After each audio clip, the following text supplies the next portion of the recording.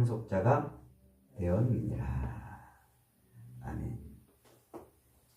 11월 24일 금요일입니다. 오늘은 히브리서 11장 5절부터 7절까지 말씀입니다. 하나님과 동행하는 삶, 이라는 제목입니다. 하나님과 동행하는 삶. 히브리서는 세상에서 핍박을 받고 유혹을 받으며 배교의 그 미혹, 예수를 버려라, 그러면 평안한 삶을 살 수 있다는 그 배교의 유혹을 받고 있는 그리스도인들을 위한 책이라고 그랬죠. 그래서 예수만을 붙들어라, 예수만 바라보고 예수만 붙들고 살아라. 그 예수가 우리에게 진짜 평안, 진짜 안식을 주시는 분이다, 이렇게 지금 자꾸 설명을 하고 있는 거예요. 그러면서 이제 1장부터 10장까지는 예수가 누구신지를 자세하게 다른 여러 가지 각도를 가지고 설명을 했죠. 예수가 누구신지. 11장부터는 이제 1장부터 10장까지 소개한 그 예수, 그 예수를 붙들고 사는 삶, 그 삶을 설명하는 거예요. 삶을. 그러니까 11장부터 13장은 굉장히 오늘날 우리에게 중요한 그런 장이라. 뭐 안 중요한 말씀이 없겠습니다만도 믿음으로 산다. 그 예수를 붙들고 믿음으로 산다는 게 뭔지 그 실제를 이제 우리에게 설명을 해주는 거예요. 그래서 1장은 믿음은 바라는 것들의 실상이라고 그랬죠. 그 실상이 뭐라고 그랬어요? 실체. 그 옛날 율법과 성전 제사가 모형했던, 가리켰던 그 실체. 그 실체가 누구라고요? 예수라고요. 예수. 그 예수를 바라보고 사는 삶, 그게 이제 믿음의 삶이라 그러는 거예요. 그러면서 그 성전 제사가 예표하고 있던, 그 모형이 예표하고 있던 그 실체이신 예수를 가지고 예수를 바라보면서 세상을 보면, 세상이 뭘로 다 지어진 걸 안다고요? 하나님의 말씀으로 지어진 것을 안다 그랬잖아요. 이 하나님의 말씀이라고 할 때 그 말씀은 로고스라고 그래요. 들어보셨죠? 로고스. 이 로고스라는 말은 이제 그리스, 헬라, 로마 철학자들 중에 이제 스토아 철학자들이라고 있어요. 그 사람들이 그 우주 모든 만물, 그 만물이 이루어지는 이성적인 원리. 이 만물은 이렇게 이루어지는 거야, 저렇게 이루어지는 거야. 그러면 이제 철학적으로 이제 그 만물이 형성되고 이루어지는 그 원리를 설명할 때 쓰는 말이 로고스라는 말이에요. 만물의 근원이 된다, 이런 의미를 갖고 있어요. 그런데 그 말을 스토아 철학자들이, 세상 철학자들이 쓰던 그 말을 얼른 사도 요한이 딱 가져다가 그걸 누구에게 지금 딱 설명하고 있냐면 예수님을 설명할 때 그 말을 갖다 썼어요. 그래서 그게 요한복음 1장 1절부터 3절까지 있는 말씀인 거예요. 태초에 말씀이 계시니라. 이게 로고스란 말이에요. 그러니까 스토아 철학자들이 우주 모든 만물의 근원이라고 보고 있던 그 말씀을 사도 요한은 누구에게 갖다 붙였어요? 예수님이다. 예수님이 만물의 근원이다, 그러는 거예요. 이 말씀이 하나님과 함께 계셨으니, 이 말씀은 곧 하나님이시라. 너무 당연한 표현이죠. 2절에 그가 태초에 하나님과 함께 계셨고 만물이 그로 말미암아 지은 바 되었으니 지은 것이 하나도 그가 없이는 된 것이 없느니라. 그러면서 이제 그 로고스, 모든 만물의 기원이 된 그 로고스가 어떻게 언제부터 있었단 말이에요? 태초부터. 하나님이 입을 열어 가라사대 만물을 창조하시잖아요. 창세기 1장에서 하나님이 가라사대, 하나님이 이르시되, 이러면서 이제 태양아 있어라, 달아 있어라, 산아 높이 솟아라, 바다야 물을 담고 있어라, 이렇게 이제 모든 만물을 입을 열어 그렇게 이제 하나님이 천지를 창조하신단 말이에요. 그런데 그렇게 하나님이 천지를 창조하실 때 그 천지 창조를 실현되게 하신 분이 예수님이라고 말하고 있는 거예요, 지금. 이 말은 하나님이 야 하늘에 해와 달과 별이 있어라 이렇게 하나님이 말씀하셨을 때 예수님이 쫙 가셔가지고 그 별들을 달과 별들을 만들었다는 얘기가 아니고 그렇게 달과 별들을 해와 달과 별들을 만들게 된 원인자라는 말이에요. 원인자. 하나님이 세상을 천지 만물을 말씀으로 만들게 된 원인이 누구 때문이라는 거예요? 예수님 때문에. 그게 로고스예요. 만물의 기원이에요. 만물의 기원. 그러니까 하나님은 죄로 인해서 타락된 이 세상을 구원하시고자 누구를 보내시기로? 아들을 땅에 보내시기로. 그래서 그 아들을 예수를 세상에 보내시기 위해서 천지 만물을 창조하시는 거란 말이에요. 천지 만물을 창조하시고 즉 이 세상을 창조하시고 역사 시간이 굴러가는 그 역사를 펼치시는 거예요. 여기 하나님의 천지 창조란 말이에요. 모든 만물을 말씀으로 만드시고 그리고 역사를 펼쳐가시는 이거 왜 그러신다고요? 아들을 이 땅에 보내셔야 되니까. 그 아들을 이 땅에 보내서 그 세상 인간들을 타락한 인간들을 구원해내야 하는 그 구원의 무대로서 천지 창조를 그렇게 하신 거란 말이에요. 그래서 예수님이 그 천지 창조의 원인자가 되시는 거예요. 그 예수를 보내셔야 되기 때문에. 그래서 하나님이 입을 열어 말씀으로 세상을 창조하시고 온 땅 만물을 지으시고 역사를 이렇게 펼쳐 가셨다. 그때 예수님도 하나님과 같이 그 일을 하셨다 이 말이에요. 예수님도.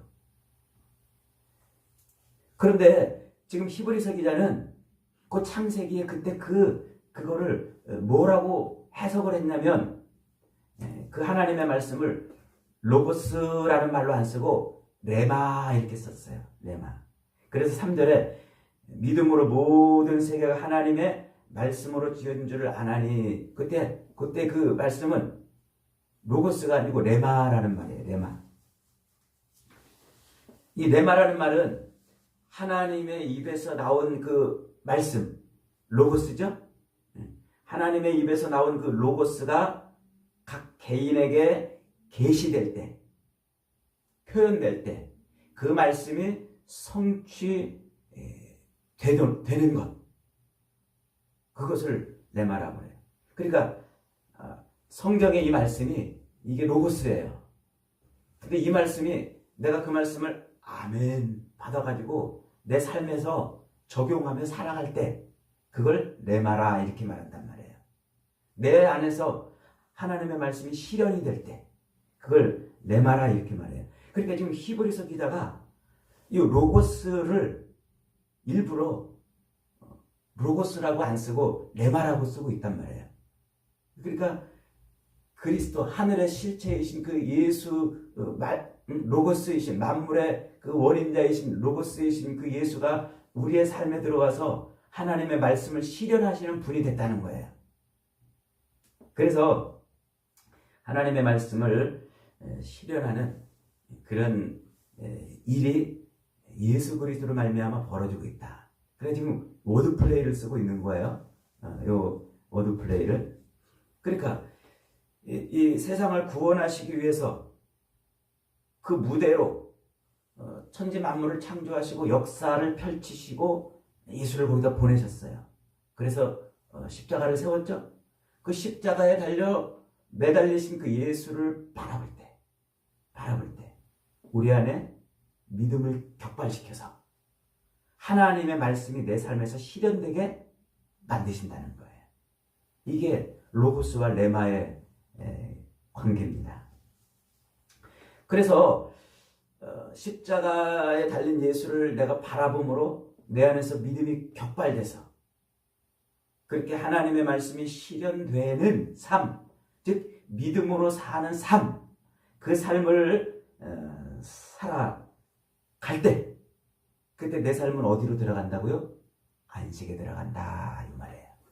이게 지금 히브리서 기자가 구약을 가지고 우리에게 설명하는 거예요. 그래서 5절에서 믿음으로 살았던 에녹, 그 에녹이 안식에 들어간 것을 설명하고 있어요. 어떻게 말했죠? 영생에 들어갔다, 안식에 들어갔다 그랬죠? 다시 한번 5절 한번 읽어봅니다. 시작. 믿음으로 에녹은 죽음을 보지 않고 옮겨졌으니 하나님이 그를 옮기심으로 다시 보이지 아니하였느니라. 그는 옮겨지기 전에 하나님을 기쁘시게 하는 자라 하는 증거를 받았느니라. 죽음을 보지 않고 옮겨졌다 이 말은 안식에 들어갔다 이 말이에요. 안식에 들어갔다.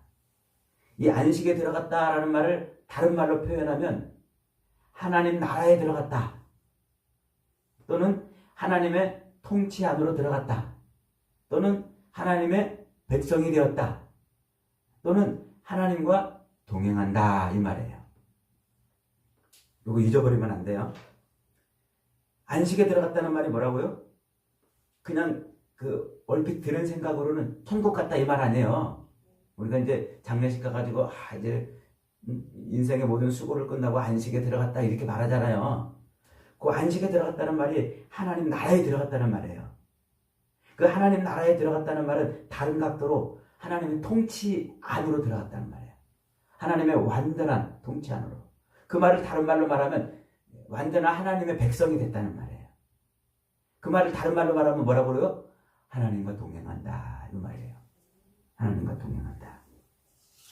그래서 저 앞에 창세기 5장으로 가면 이 에녹의 이야기를 하는데, 창세기 5장 24절에 가면 에녹이 하나님과 동행했다 이렇게 말해요. 에녹이 하나님과 동행하더니 하나님이 그를 데려가심으로 세상에 있지 아니하더라. 다시 정리하면 하나님의 타락한 세상을 구원하시기 위해서 세상 모든 만물을 만드시고 역사를 펼쳐가시면서 그 구원의 무대를 만드셨잖아요. 그 구원의 무대를 만들어 놓으시고 이제 구원자이신 예수를 이 땅에 보내서 십자가에 매달아 놓으셨어요. 그래서 그 십자가에 매달린 예수를 바라보면 우리 안에 믿음을 격발시켜가지고 믿음으로 사는 인생이 되게 하시는 거예요. 믿음으로 사는 인생. 근데 에녹이 그렇게 믿음으로 살았더니 어떻게 했다고요? 하나님과 동행하는 인생이 됐다. 그러니까 지금 히브리서 기자는 여기에서 에녹이 믿음으로 살았다 이렇게 말했는데, 창세기에서는 하나님과 동행했다 이렇게 말한다고요. 똑같은 말이라는 거예요. 똑같은. 하나님과 동행한 게 뭐예요? 믿음으로 산 거.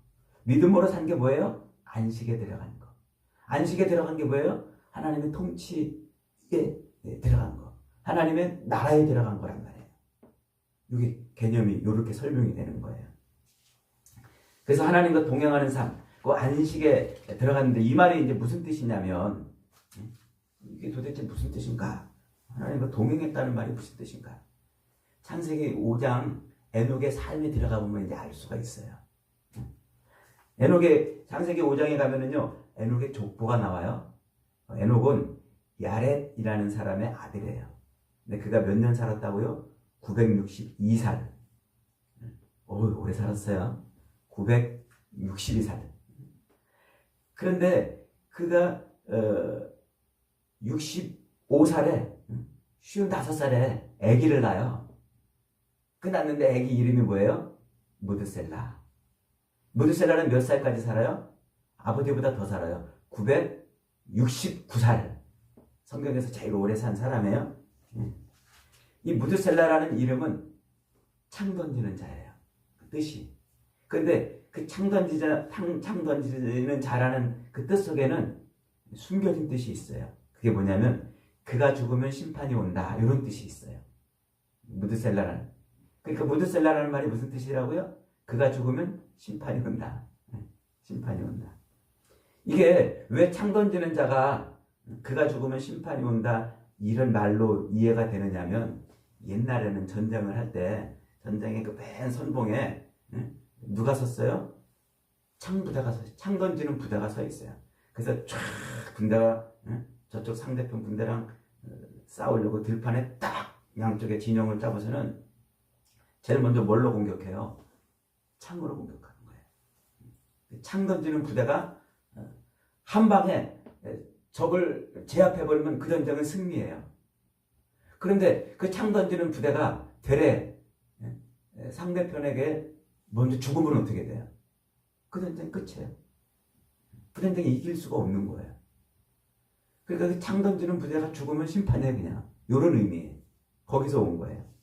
그러니까 에녹이 자기 아들을 딱 나놓고 그 아들 이름을 무드셀라라고, 그가 죽으면 심판이 온다라는 의미를 가진 그 이름으로 지었다는 것은요, 하나님으로부터 무슨 계시가 있었던 거예요.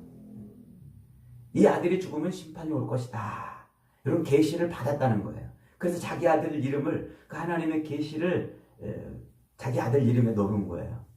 그가 죽으면 심판이 온다. 근데 실제로 그렇게 왔어요. 무드셀라가 969살에 죽었는데 그때 노아가 600살이에요. 무드셀라의 손자가 600살이에요. 그 600살 될 때 무슨 일이 벌어졌어요?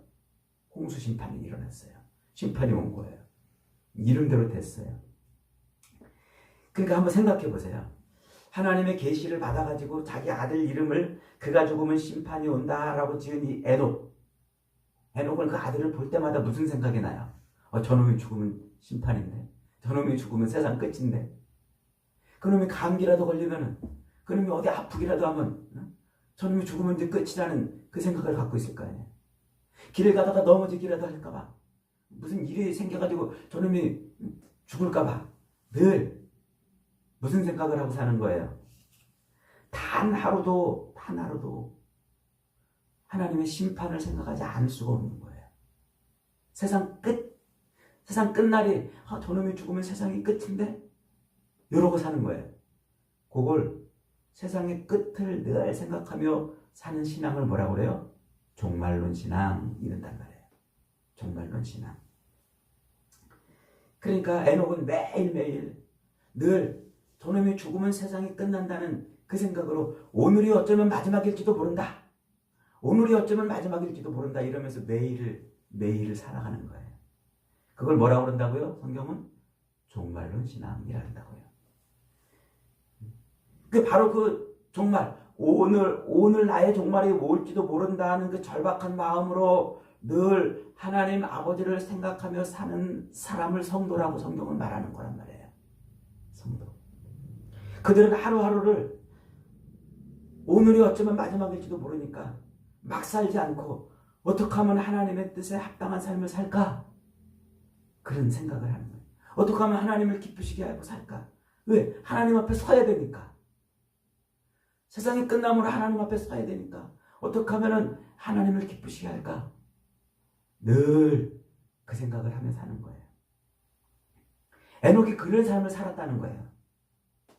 세상에서 뭔가 좀 하고 싶어도 저놈이 죽으면 세상 끝이니까 세상에 빠져들지 못하는 거예요. 세상에서 뭔가 이루고 싶어도 저놈이 죽으면 세상이 끝이니까 세상을 위해 살지 않는 거예요. 늘 하루하루를 세상을 위해 살고 세상에 빠져 사는 것이 아니라 어떻게 하면 하나님을 기쁘시게 하며 살까? 늘 앉아나서나 무슨 생각? 하나님 생각. 요게 에녹의 삶이었어요. 에녹의 삶. 그러니까 에녹은 자기 삶을 이 세상살이에 집중하며 사는 것이 아니라 하루를 살아도 하나님을 기쁘시게, 그걸 믿음으로 살았다, 이렇게 말하는 것이고, 그걸 하나님과 동행했다. 매일 하나님과 동행했잖아요. 세상의 풍파에 휩쓸리지 않고 세상의 유혹에 빠져들지 않고 세상을 이긴 거예요. 세상을 이기고 늘 하나님을 바라보고 하나님을 어떻게 하면 기쁘시게 할까? 하나님과 뭐 한 거예요? 동행하며 사는 거예요. 그래서 지금 히브리서 기자는 그렇게 하루하루를 하나님의 뜻을 살피고 하나님이 기뻐하는 일을 하면서 하나님과 동행하는 그 종말론의 신앙을 살았던 그 에녹의 예를 말하면서 에녹이 어디 들어갔다? 안식에 들어갔다. 죽어서 천국 갔다. 단순히 그 얘기가 아니고 하나님의 완전한 통치 아래 살았다 이 말이에요.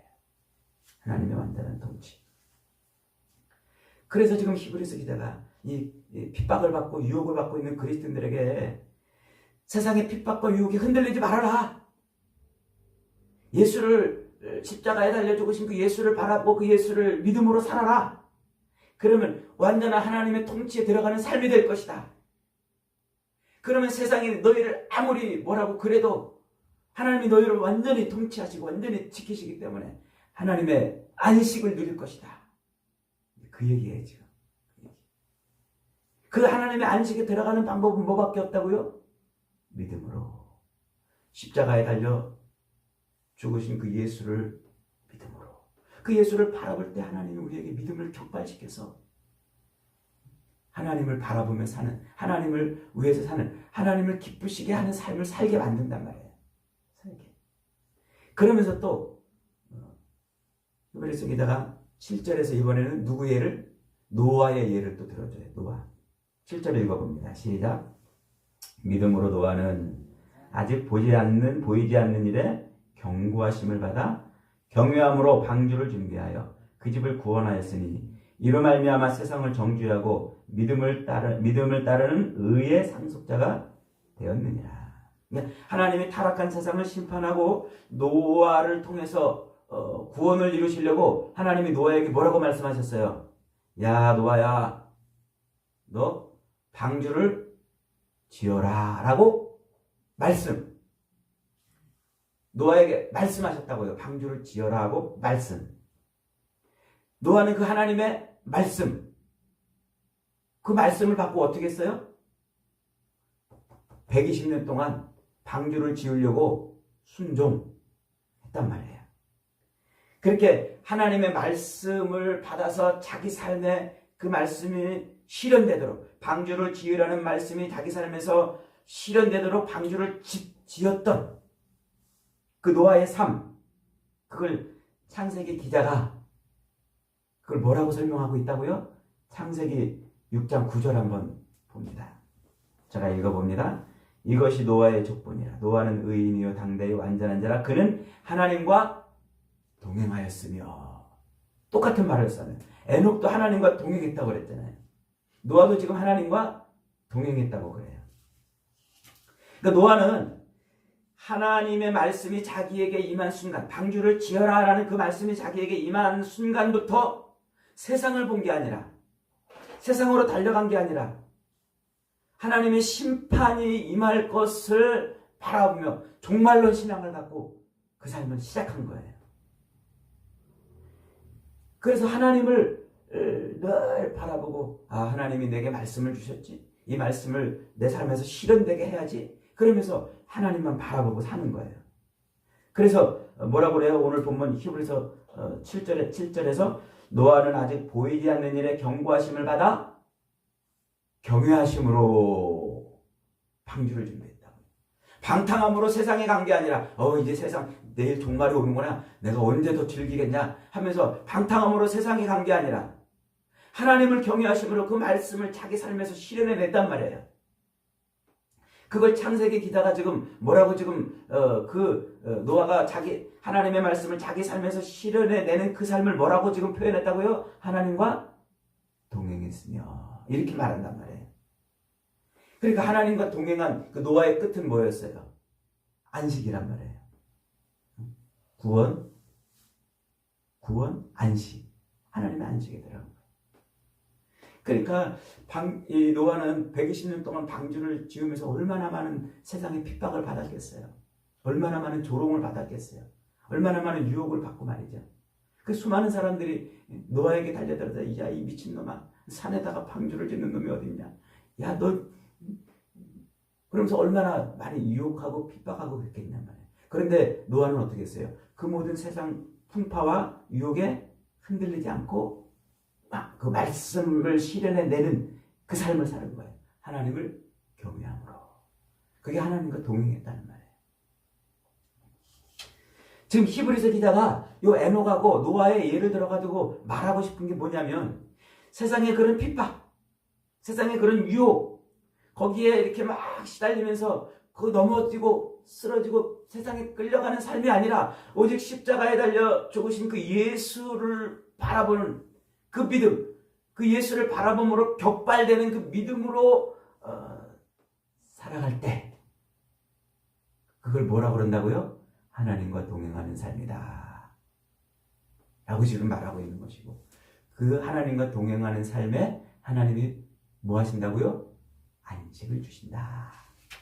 그러니 유대교가 너희를 핍박하고 유혹하고 로마가 너희를 핍박하고 유혹해도 절대로 예수를 잃어버리지 말아라. 그걸 붙들고 그렇게 믿음으로 살면 하나님이 함께 하시는 삶이 되는 거다. 그러면 너희의 삶은 하나님의 통치 아래 들어간 삶이니까 안식을 누린다.